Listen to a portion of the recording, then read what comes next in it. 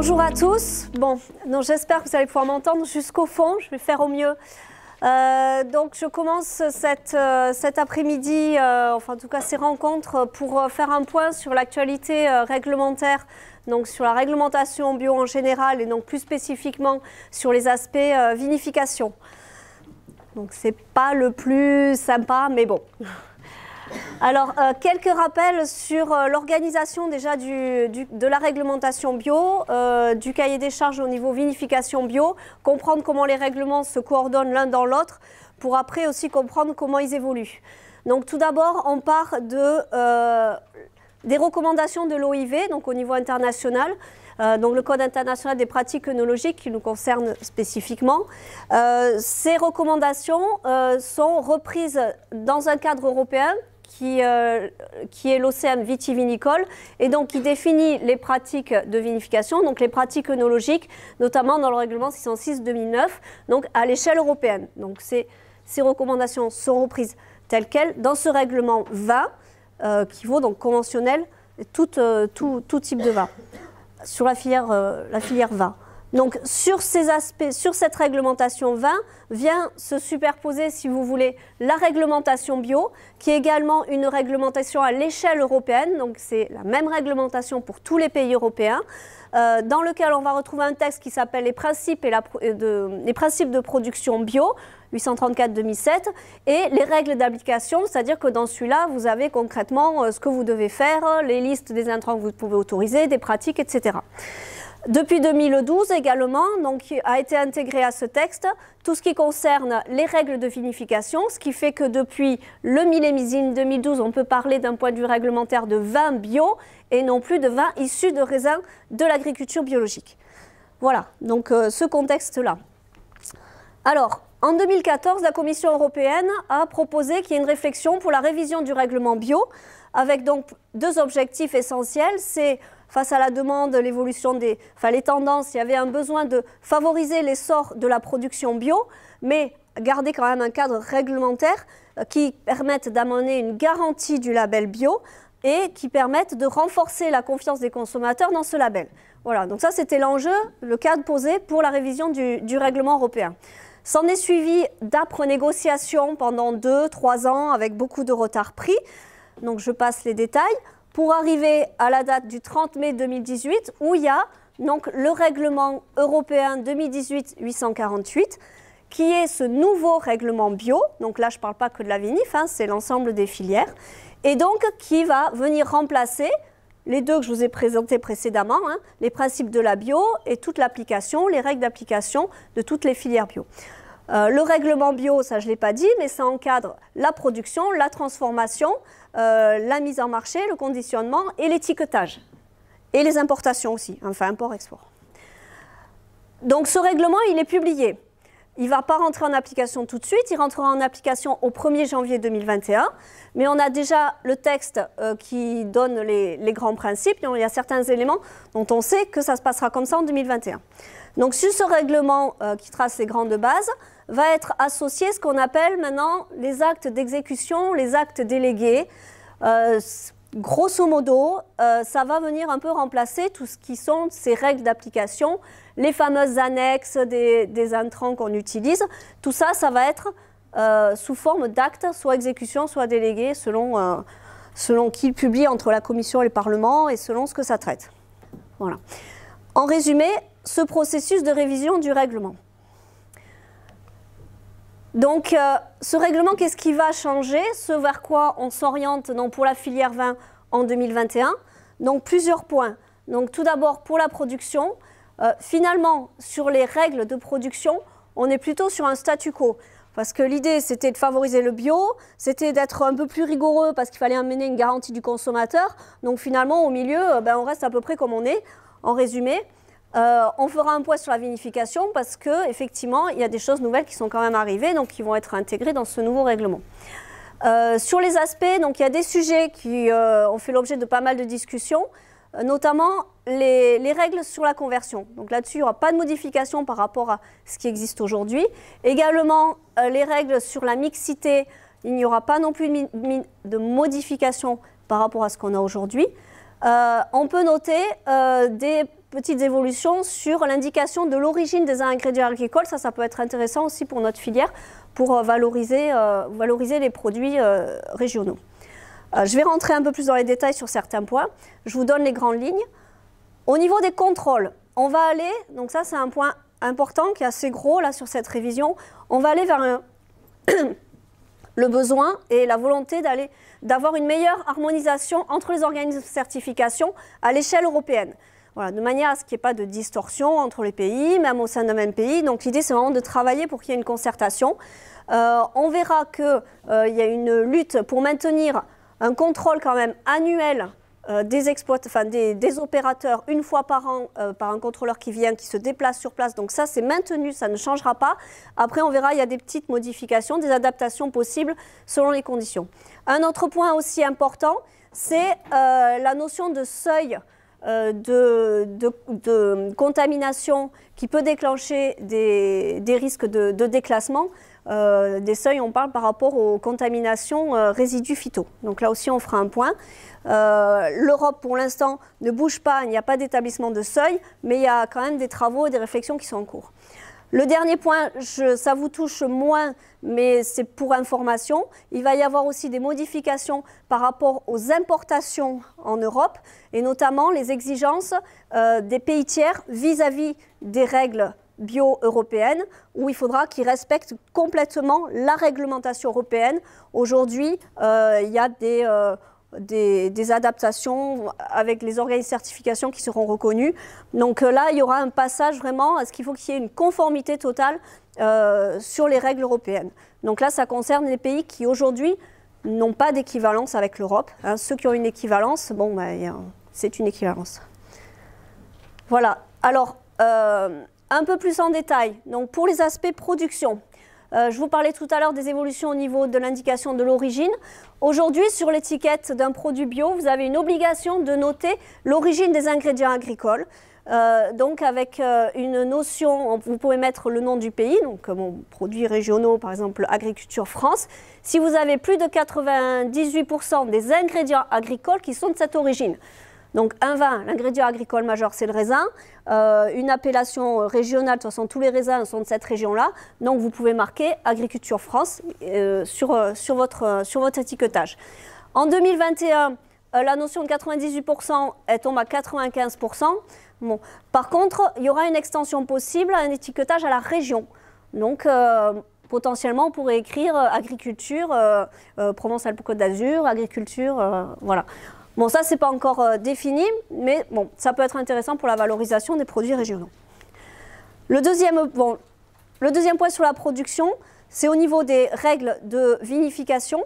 Donc, il n'y aura pas de gros changements. Le règlement vin bio, il est jeune, il date de 2012, il est récent, donc on ne va pas tout remettre à plat, on ne va pas tout rechanger. Il y a plusieurs axes dans le règlement de vinification. Il y a les niveaux de SO2, ça ne sera pas modifié. Tout ce qui est additif et auxiliaire, donc il y a effectivement des modifications. Il y a un règlement qu'on appelle Balai qui a été publié en octobre 2018 qui autorise donc des nouvelles pratiques œnologiques qui sont déjà applicables. Alors pourquoi il s'appelle Balai? Parce que justement il intervient un petit peu au milieu de cette révision réglementaire et qu'il est applicable dès maintenant. Donc tout ce qui est décidé dans ce règlement sera repris pour 2021. Et donc on va voir aujourd'hui dans ce règlement Balai les nouvelles pratiques autorisées. Donc vous les avez listées là en termes d'intrants pour la vinification. Donc depuis mi-novembre, vous avez la possibilité d'utiliser les autolysats pour la nutrition azotée. Donc ça c'est un point intéressant parce que jusqu'à présent, en termes de nutrition des levures, on n'avait droit qu'à l'azote minéral. Ça pouvait poser des problèmes, notamment vis-à-vis de l'exportation aux États-Unis, parce que la réglementation bio américaine n'autorise que les azotes organiques. Donc si on voulait être exporté aux États-Unis et revendiquer le bio, on n'avait droit à aucune possibilité. Donc en termes de nutrition des levures, c'était un petit peu limité. Donc aujourd'hui, on a au niveau européen le droit d'utiliser ces autolysats, donc qui va faciliter aussi la vinification pour des objectifs commercialisation aux États-Unis. Les levures sèches inactivées, donc pour tous les processus, pour toutes les étapes de vinification auxquelles on peut les utiliser. Les protéines végétales de pommes de terre pour la clarification. Les extraits protéiques de levure aussi pour la clarification. Les manoprotéines pour la stabilisation tartrique. Et le chitosane pour la clarification ou la stabilisation du vin. Voilà, donc tous ces intrants sont désormais autorisés.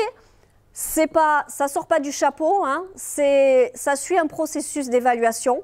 Il y a un groupe d'experts à l'échelle européenne qui évalue les intrants, tout nouvel intrant, nouvelles pratiques qui seraient susceptibles d'être intéressantes pour le bio.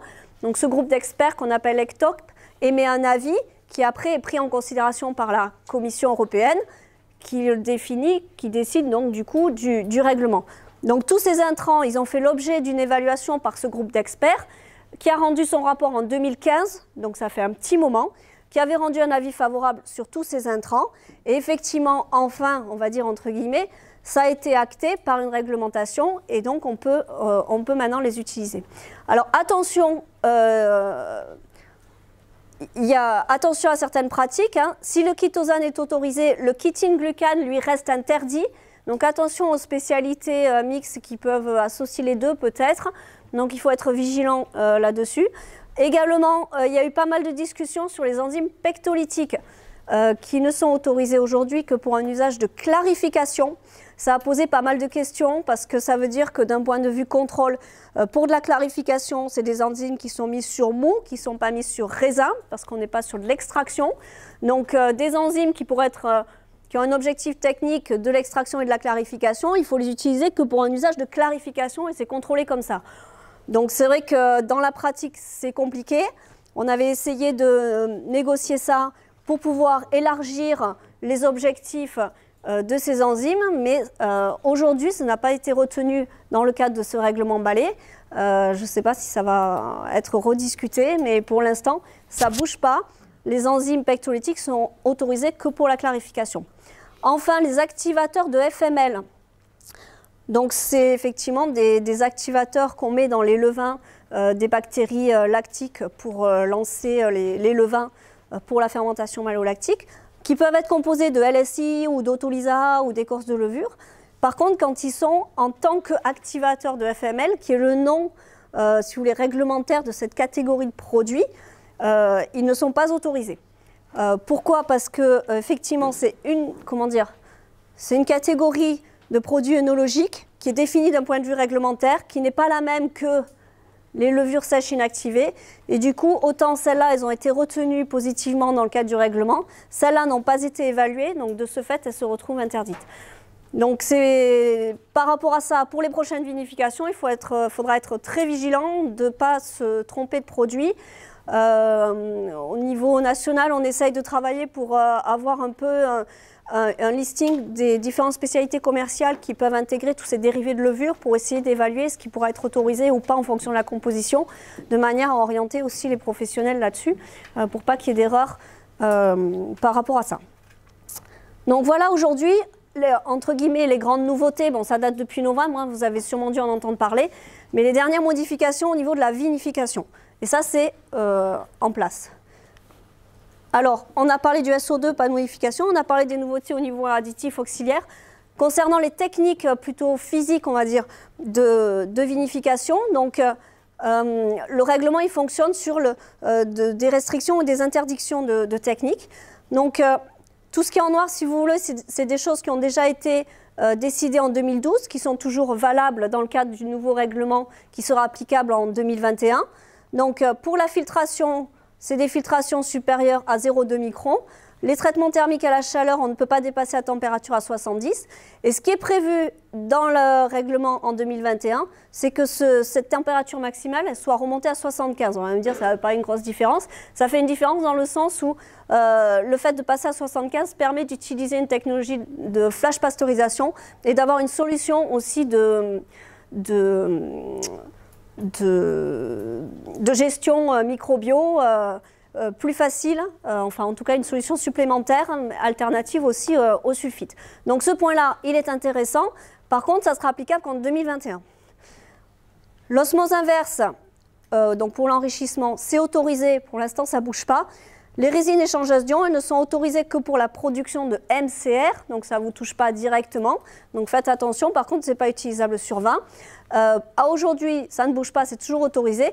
Par contre, la réglementation prévue en 2021 indique que s'il y a des révisions sur ces techniques, ça fera l'objet d'un acte délégué. Mais à aujourd'hui, on n'a rien vu sortir par rapport à ça. Donc ça reste comme c'est. Alors, ça, c'était des restrictions sur certaines techniques physiques. Tout le reste, c'est interdit. Donc, notamment, je ne sais pas si vous voyez bien, mais il y a des techniques qui ont été définies comme étant interdites depuis 2012, depuis la sortie du règlement, donc notamment la désalcoolisation, notamment l'électrodialyse, le traitement aux résines échangeuses de cations pour la stabilisation tartrique. Donc tout ça, c'est interdit déjà depuis 2012. Il y a des nouvelles technologies qui peu à peu sont acceptées en conventionnel, mais qui ont été évaluées par le groupe d'experts de manière défavorable, donc qui ne rentreront pas dans le règlement, donc notamment les techniques électromembranaires pour l'acidification, la désacidification, les contacteurs à membrane pour la gestion des gaz dissous, les technologies membranaires couplées au charbon actif pour la gestion des problèmes éthylphénol, éthylgalliacol, par exemple. Il en reste une ici qui n'a pas encore fait l'objet d'une évaluation par le groupe d'experts. Alors tant que ce n'est pas évalué, ça reste interdit. Ce sont l'utilisation des plaques filtrantes zéolithes, qui sont des systèmes assez récents, qui ne sont peut-être pas encore trop... que l'on ne trouve pas encore trop sur le terrain. Mais voilà. Donc, en résumé, tout ça, c'est interdit en bio. Alors, pour les contrôles, vers quoi on s'oriente en 2021? Donc, l'idée, c'était qu'il y ait une meilleure harmonisation entre les organismes de contrôle, entre les États membres. Donc, on a dit qu'il y aurait toujours un contrôle annuel physique chez les opérateurs. Par contre, il y aura possibilité à ce que l'audit, éventuellement, lorsqu'on ne trouve pas de non-conformité pendant plus de 3 ans consécutifs, peut-être qu'il y aura un décalage et un contrôle tous les 24 mois. Bon, donc ça, il faudra qu'il y ait une définition, effectivement, de non-conformité considérée comme un risque. Ça sera à voir. Mais il y aura peut-être cette modulation-là. Également, il y a l'introduction de la notion de certification de groupe, c'est-à-dire chez des très petits opérateurs, lorsque le coût de la certification peut être trop conséquent par rapport au chiffre d'affaires, d'avoir la possibilité que plusieurs opérateurs soient certifiés en même temps pour éviter d'avoir des coûts trop importants et qui puissent quand même pouvoir être en bio. Donc ça, c'est des principes, le détail n'est pas encore défini. Concernant tout ce qui est seuil de contamination, donc il y a eu pas mal de discussions dessus. Aujourd'hui, l'Europe n'impose pas de seuil par rapport à des risques de contamination et des seuils de déclassement. Par contre, elle a entamé donc une mission de suivi des non-conformités ou des problématiques qui peuvent être constatées sur le terrain par les différents organismes de certification. Donc il y a un travail de recensement d'informations qui fera l'objet d'un rapport en 2025. Donc la question est un peu repoussée en 2025 par rapport à ces seuils. En attendant, il y a quand même des points qui sont indiqués dans le cadre règlement actuellement et qui sont repris dans le futur règlement pour 2021. Et notamment, il y a une responsabilité des opérateurs qui est bien indiquée pour définir des mesures pour identifier les risques de contamination, prendre des mesures pour éviter ces risques de contamination et d'isoler les produits en cas de suspicion de contamination. Voilà. Actuellement, et c'est repris, en cas de présence de substances non autorisées, il y a toujours une investigation qui peut être déclenchée ou qui est déclenchée par les organismes de certification ou les autorités compétentes, ça dépend comment c'est organisé dans chaque État membre. Voilà un petit peu, voilà, très rapidement résumé l'évolution de cette réglementation bio, les spécificités vinification. Je vais m'arrêter là pour ce point d'actualité.